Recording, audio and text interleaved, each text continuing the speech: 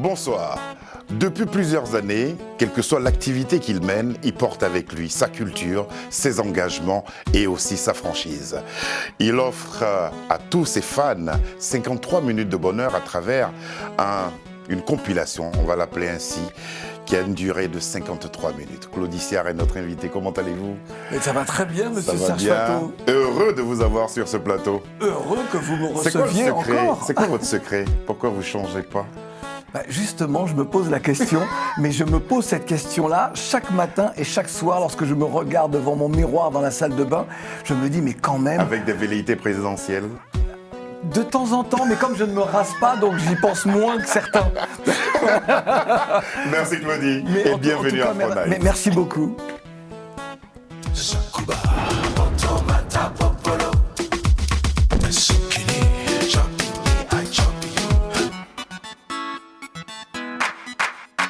Ça finit par devenir l'endroit dans lequel on passe beaucoup plus de temps.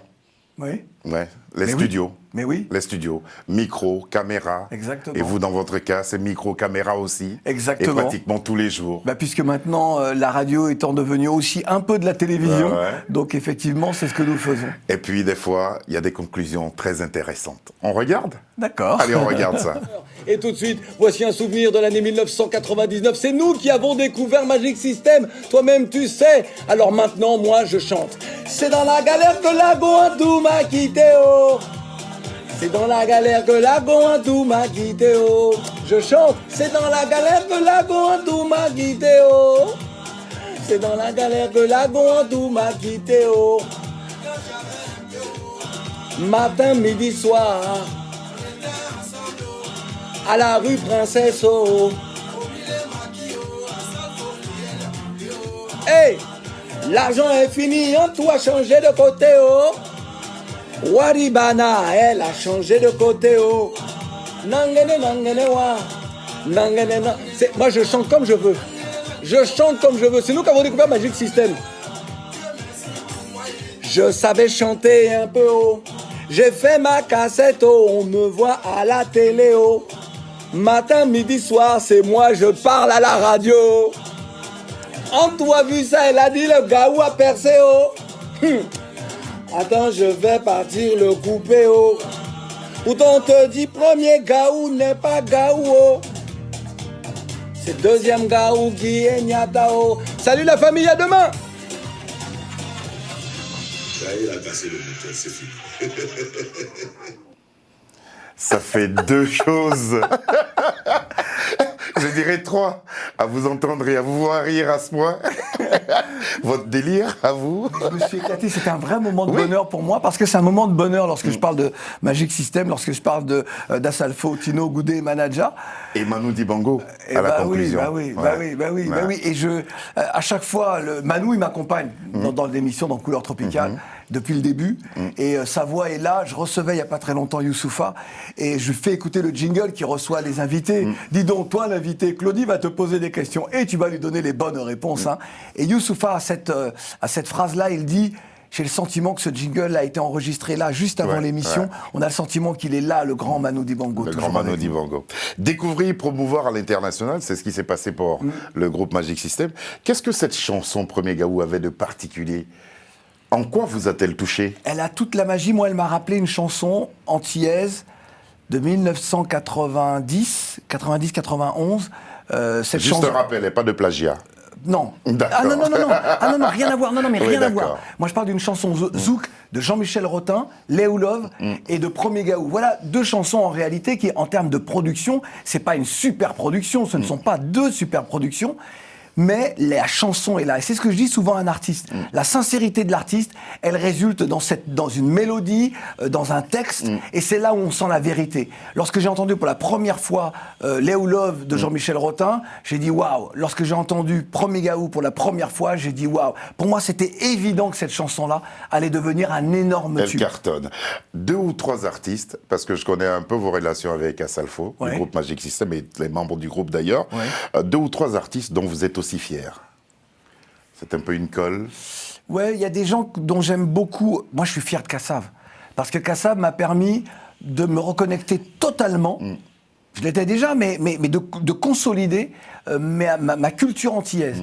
Et puis mon rapport à mon antillanité. C'est-à-dire que cette fierté-là, c'est-à-dire pour la première fois, j'avais un groupe que je comprenais, parce qu'à la fois, il était très ancré dans la culture afro-caribéenne, et il était dans le même temps ouvert sur le monde. Et c'est ce que moi j'étais, c'est ce que ma génération était. Ouais.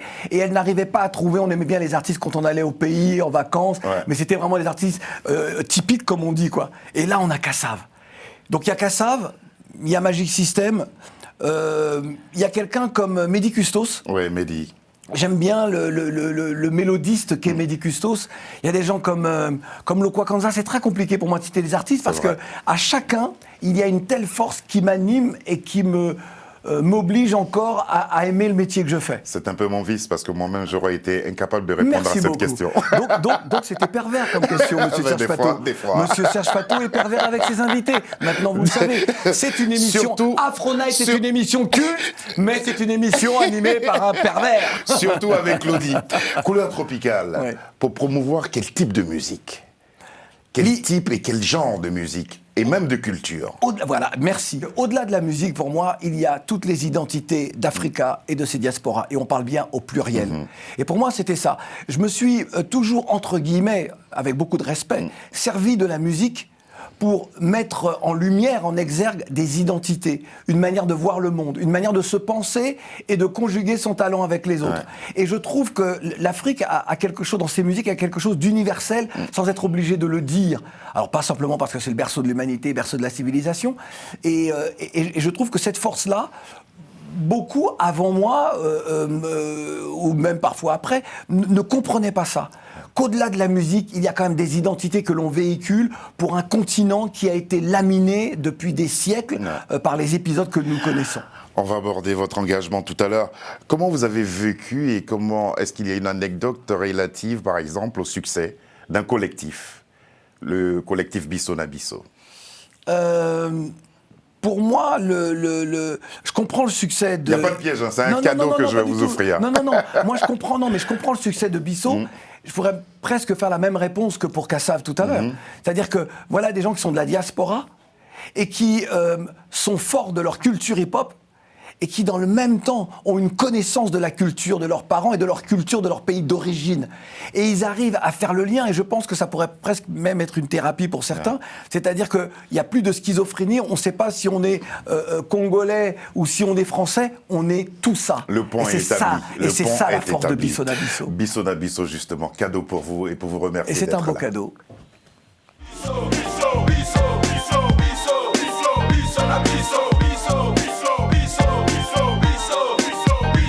Il y avait Calbo, dans Bisso c'était le grand Wandou. Lacoste, stéréo, ne dérangez pas surtout. 100% Congo, Weston, Croco. Les coucounes comme Rocco, il laisse croquer l'ego. Plein de tricks dans les cocovoli bengele. Arsenic, Nassik, Kabamindele. Je me souviens de son show, il était ngolo. Très souvent il chassait pour le ngolo. Facile. Mais vraiment, à mon souvenir, toi aussi tu faisais partie de ce groupe-là, non? Ah, la musique là était vraiment bonne. Ah, dommage que tu ne sois plus la même. Donc tu insinues que je ne suis plus belle, c'est ça? Ah, c'est plus comme à l'époque où on s'est connus sur ce fameux zouk. Ah, viens, on va danser maintenant. Allons-y, ma chérie.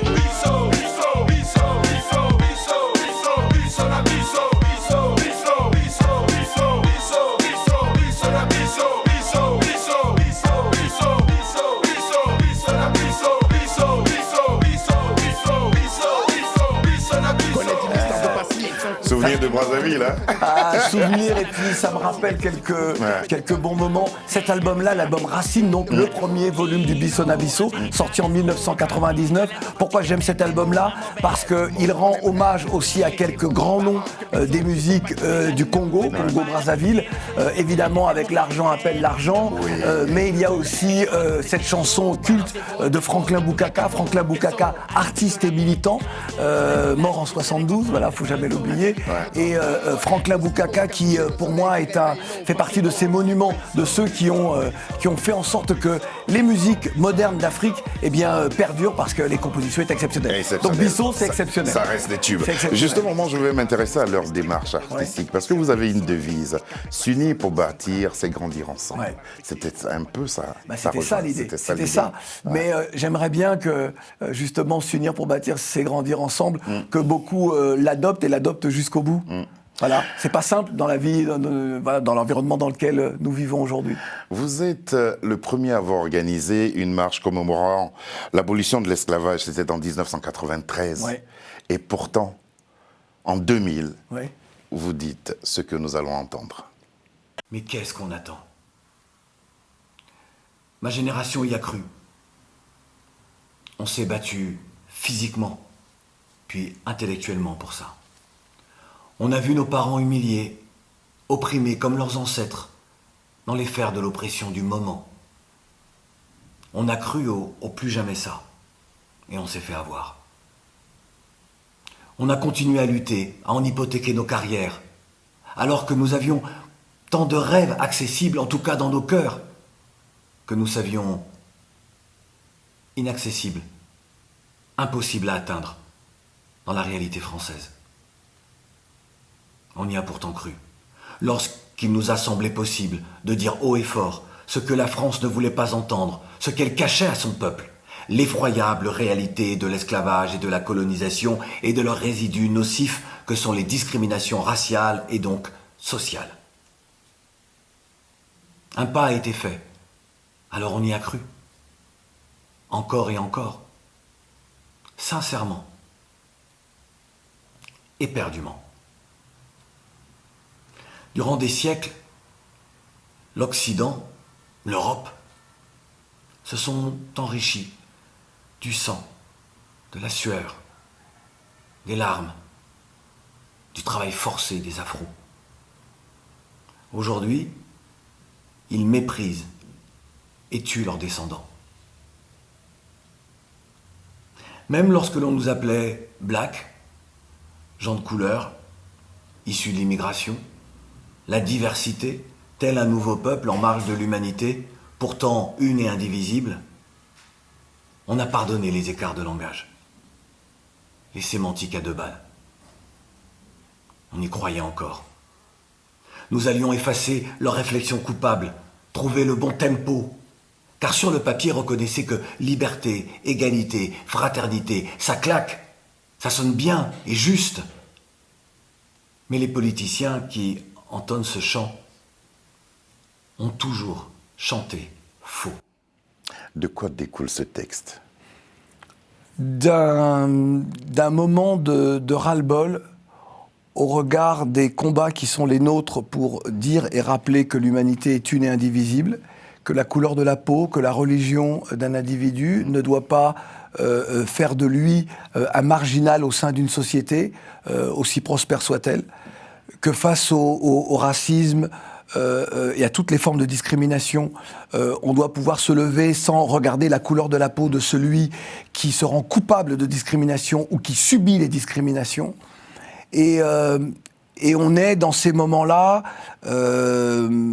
il y a George Floyd qui arrive après, mais il y a des choses qui se passent chez moi aux Antilles, il y a des promesses faites par le gouvernement qui ne sont pas tenues, il y a des propos tenus par des membres du gouvernement qui sont inacceptables, il y a cette liberté que l'on donne à des femmes et à des hommes ouvertement racistes sur les médias, que ce soit des médias publics ou des médias privés, sans qu'on ne dise rien, alors qu'en France, le racisme n'est pas une opinion, c'est un délit. Et donc, c'est un moment... C'est devant les tribunaux. Et donc, c'est un moment à la fois de douleur, et je le vois, j'avais pas revu, et on lit la douleur sur mon visage, parce que c'est un moment où je suis extrêmement meurtri. Ça se sent. Pour tous ces combats que nous menons, Et certains nous renvoient. Moi, je suis un humaniste total. Moi, je me sens Rohingya lorsqu'on attaque les Rohingyas. Ouais. Je me sens juif lorsqu'on attaque un juif. Je me sens palestinien lorsqu'on attaque les Palestiniens. Je me sens peuple autochtone lorsqu'on attaque des peuples autochtones des Amériques ou des Caraïbes. C'est vraiment ce que je suis. Et lorsqu'on attaque les peuples auxquels j'appartiens, évidemment, je suis ça. Tout à fait. Et ça, c'est pour moi, c'est violent et c'est terrible. Et il nous faut toujours et à tout moment réagir et ne pas accepter l'inacceptable discrimination. Pourquoi vous avez accepté d'être délégué interministériel pour l'égalité des chances des Français d'outre-mer? Pourtant, vous aviez fait la promesse à votre mère de ne pas faire de politique. Alors, c'est à la fois pour tout ce que je viens d'expliquer, que j'ai désobéi à ma mère, et dans le même temps, j'ai accepté parce qu'on ne peut pas critiquer toujours un système. On ne peut pas dire que voilà ce qu'il faudrait faire pour que nous arrivions à vivre ensemble, que la cohésion nationale, cohésion sociale deviennent des réalités, et dans le même temps dire moi je passe mon temps à critiquer mais je ne me mets jamais en danger. C'est très facile de critiquer. Vous êtes sorti de là avec un bilan, à votre avis, positif? Oui, bien sûr. De toute façon, lorsqu'on embrasse ce type de fonction-là, on ne peut pas devenir... Il y a toujours des gens qui vous critiqueront. Je prends souvent l'exemple... Alors, je ne me compare pas à Jésus, c'est pas ce que je veux dire, mais même Jésus qui a voulu... Parce que moi, je ne suis pas un religieux du tout, hein, mais qui a voulu faire... Mais je pense qu'il a existé réellement, qui a voulu faire du bien, il a quand même été crucifié, pour des raisons tout autres, politiques et autres. Donc on sait qu'aujourd'hui, lorsque l'on veut faire les choses, lorsqu'on fait les choses, vous aurez toujours des gens qui vous critiqueront. Mais oui, il y a un bilan positif. Je ne vais pas égrener le chapelet de ce que j'ai fait, mais oui, il y a un bilan positif. Mais surtout, je n'ai jamais eu peur. Et ça, c'était mon rôle de militant. C'est pour ça qu'il fallait que j'accepte. Dans mon dernier rapport, j'ai dit à l'État français, donc, la France traite l'outre-mer, Guadeloupe, Martinique, Guyane, Réunion, Mayotte, Nouvelle-Calédonie, Kanaki, tout ça. La France traite l'outre-mer comme les confettis de son ancien empire colonial au regard des discriminations et des politiques de relégation. Et que donc, si cela continuait, si ça perdurait, eh bien, ces territoires-là seraient en droit de demander une évolution statutaire. Et je pensais évidemment à l'autonomie et à l'indépendance. Claudie, on va s'intéresser à ce qui vous amène sur ce plateau. Merci d'avoir partagé ces moments-là avec nous. C'est toujours enrichissant, tant pour nous que pour cette génération consciente pour laquelle vous travaillez depuis pas mal d'années. Voici venu ce que vous nous annoncez ces derniers temps. On n'arrête pas de me dire... C'est toi qui chantes ça? Alors j'ai décidé de réunir mes principales chansons et de vous les proposer. Le mix est signé DJ Crispy. Ma dignité, on ne peut pas laisser yo faire.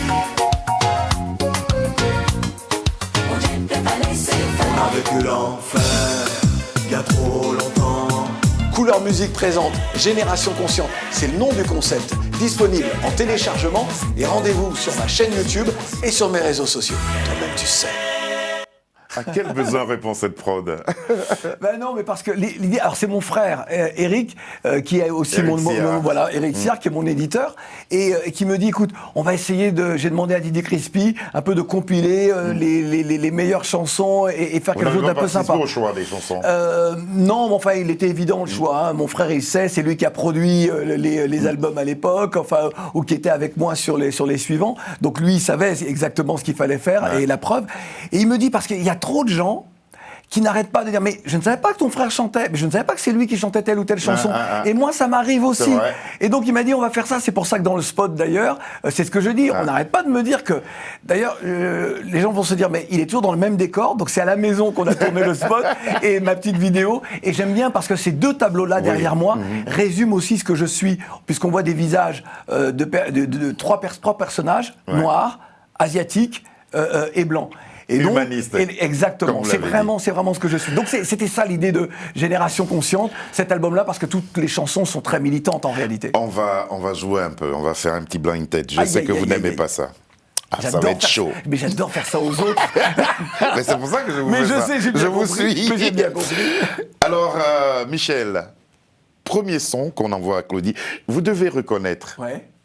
l'auteur, non, le titre de la chanson. D'accord. Reconnaître le titre et les différentes collaborations. OK? Ça, c'est pas bien. Si. C'est même très facile. Alors, Michel, on y va. Alors là, avec moi, il y a les Dalton sur cette chanson-là. Donc, on a vécu l'enfer. Et cette chanson-là, elle a été interdite en Martinique.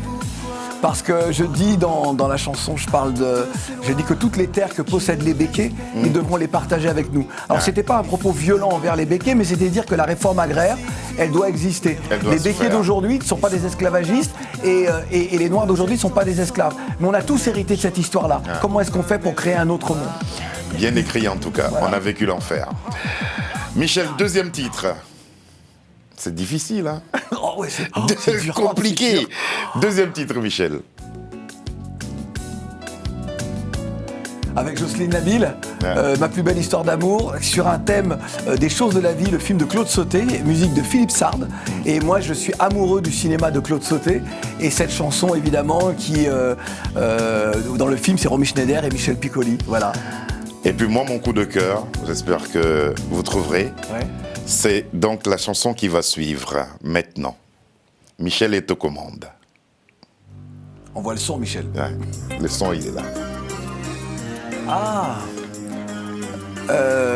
C'est horrible parce que je les oublie finalement, mes chansons.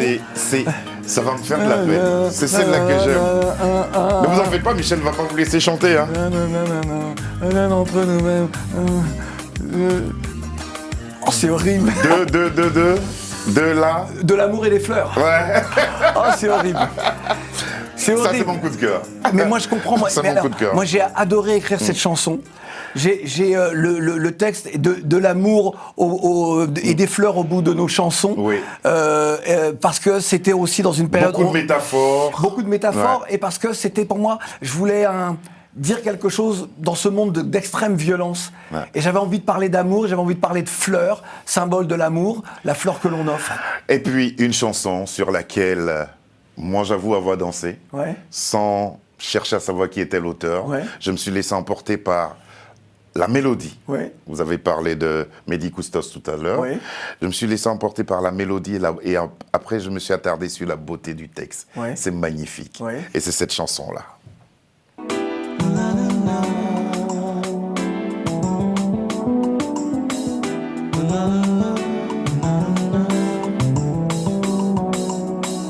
De notre histoire, qu'as-tu retenu pour demain?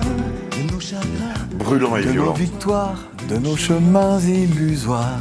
Jolie chanson, dans nos mémoires. Ben oui. Toutes ces chansons sont écrites par les tragédies des peuples noirs. Je suis désolé, oui. Oui.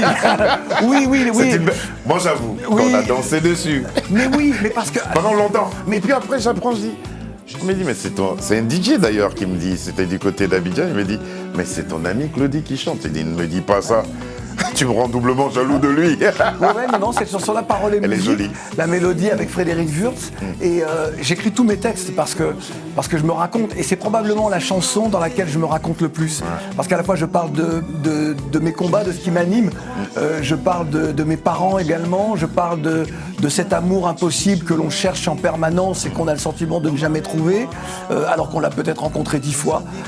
Et puis lorsque je dis à un moment donné, moi, fils de Cornelia et de François, dont les ancêtres furent déportés d'Africa, pour quelle culture je me bats, pour quelle... Là, c'est là. C'est là. Et voilà, donc c'est... Et puis je parle de notre dignité. Lorsque je dis ma dignité, c'est notre dignité. Vous auriez pu écrire « Pourquoi chanter ?» Exutoire. Mais j'ai écrit, non. Non, parce que j'ai chanté à une époque où j'avais envie de faire ça. Puisque le premier titre que je sors, c'est en 90, qui s'appelle Couleur de cœur d'ailleurs. Et puis vient l'album Rebelle, avec des chansons comme Bon Dieu, Pépalais, ça y est au fait, qui a été un énorme tube aux Antilles.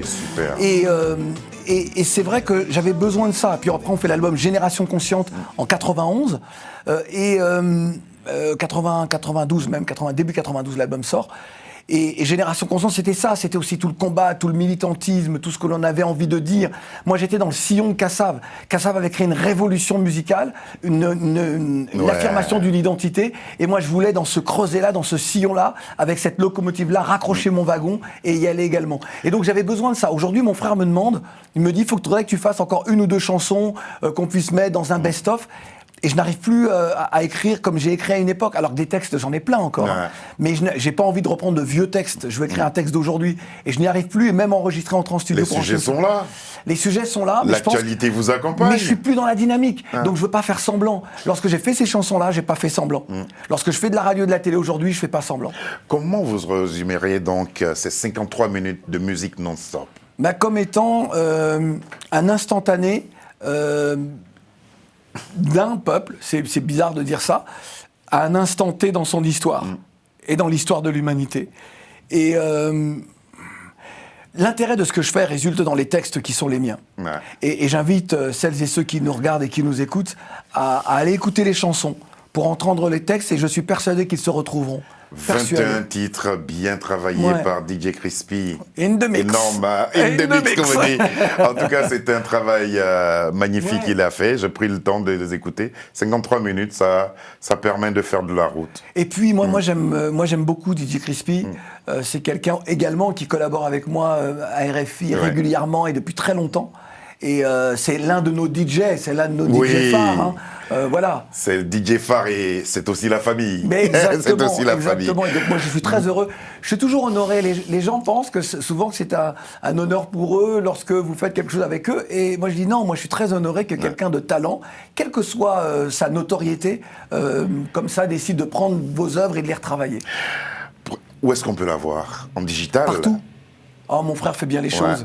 Et moi, parfois, je suis étonné lorsque je vois mes relevés SACEM. Je me dis, mais mon dernier album est sorti... Enfin, le dernier concept, c'était Zouké Décalé, qui est donc sorti en 2005. Mais mon dernier album, c'est 2000. Justement, Zouké Décalé, ça me permet de parler de Didier Arafat. Comment vous avez vécu sa disparition? Comment vous avez éprouvé ce départ brutal? Moi, je me suis rasé la tête pour lui rendre hommage. Je l'ai très mal vécu parce que... À la fois, j'ai très mal vécu, je me dis comment pouvait-il en être autrement? C'est-à-dire que c'est quelqu'un qui a vécu totalement, pleinement sa vie. Et tant mieux pour lui. Et il est mort d'un accident, il est mort sans souffrir. Je n'aurais pas aimé qu'il meure de maladie et qu'il souffre à cause de la maladie. Il est quasiment... Voilà, il est mort dans un accident, j'espère qu'il ne s'est pas vu mourir. Et aujourd'hui, ce qu'il nous laisse, il ne nous laisse pas que des chansons. Il nous laisse juste quelqu'un qui est un jeune Africain, dans un continent où tout est difficile, et quelqu'un qui a vécu sa vie à 200 à l'heure. Il a montré à toute une jeunesse que l'on pouvait vivre sa vie. Quelles que soient les conditions, quelle que soit la façon dont on le vit, il faut vivre. Et je pense que le jour où les jeunes Africains comprendront qu'il faut vivre, vivez ce que vous pouvez, vivez à fond ce que vous pourrez, eh bien, ils donneront l'envie à d'autres de vivre de la même façon, mais surtout, ils donneront une autre éducation à leurs enfants, pas une éducation où on se retient, où on s'empêche de vivre, on s'empêche d'être. Et c'est ce qu'il a fait tout au long de sa vie, et c'est ce que vous faites tout au long de votre carrière, c'est ce que nous essayons de transmettre aussi. Serge, en étant... Je suis désolé de vous interrompre là, Serge, mais je suis en train j'ai un épisode qui me revient en mémoire, puisqu'on vient de parler de la disparition de notre DJ Arafat. C'est le moment où Papa Wemba nous quitte. Nous sommes à Abidjan. Oui, c'était en avril. Et on se retrouve sur un plateau de télé ensemble. C'est vrai. Et c'était toi. Exactement. On était tous très tristes. En tout cas, on salue la famille de Papa Wemba. On salue la grande famille artistique africaine. Merci beaucoup d'avoir accepté de venir ici. C'est moi. On va conclure sur une note gaie, parce que c'est ça aussi notre métier. Le show doit se poursuivre. Mais j'ai un rêve quand même. Lequel? C'est qu'un jour, on se fasse une émission et que je vienne partager mes passions au-delà de la musique. Bon, pour l'art et pour l'automobile. On prend rendez-vous. Avec grand plaisir. On prend rendez-vous, on va régler ça avec Geneviève. Allez, on peut le faire au mois de mai. Allez, avec grand plaisir. Votre calendrier le permettra. Et on parle de passion. On parlera de passion. Merci beaucoup. 53 minutes de musique non-stop, Génération Consciente. C'est donc la dernière œuvre de Claudie Siard, disponible sur toutes les plateformes de téléchargement. Écoutez ces chansons, prêtez attention, laissez-vous emporter par les mélodies, mais des fois, il faut s'installer et les écouter attentivement. Cela en vaut vraiment la peine. Cette émission a été réalisée par Michel Tran. À ses côtés, il y avait Carole Martinazoli. Alexandra Kounou nous a aidé à sa préparation, ainsi que Monsieur Charles Serrito. Claudie Siard, rendez-vous à la radio? Rendez-vous à la radio, ou peut-être aussi à la télévision. Je ne sais pas si vous avez vu la série Assini. n'avez pas vu la série? Si, J'ai un petit rôle dans la série. On va la voir. Non, mais allez voir. D'accord, on va aller voir. Serge. La série Assini. Je suis aurait vexé. pu en parler. Bah oui, mais je suis vexé là. Bah, on vient d'en parler. Je vais. Quand Assini passe, je suis à l'antenne. D'accord. Merci d'être venu, Claudie. Merci. Rappelons les horaires à la radio sur RFI. Heure de France, 22h10, 20h10, en temps universel, du lundi au vendredi. Merci beaucoup, Claudie, d'être venue jusqu'à nous. Je vous rappelle, la compile s'appelle donc Génération Consciente, 53 minutes de pur bonheur. Bonsoir et à demain.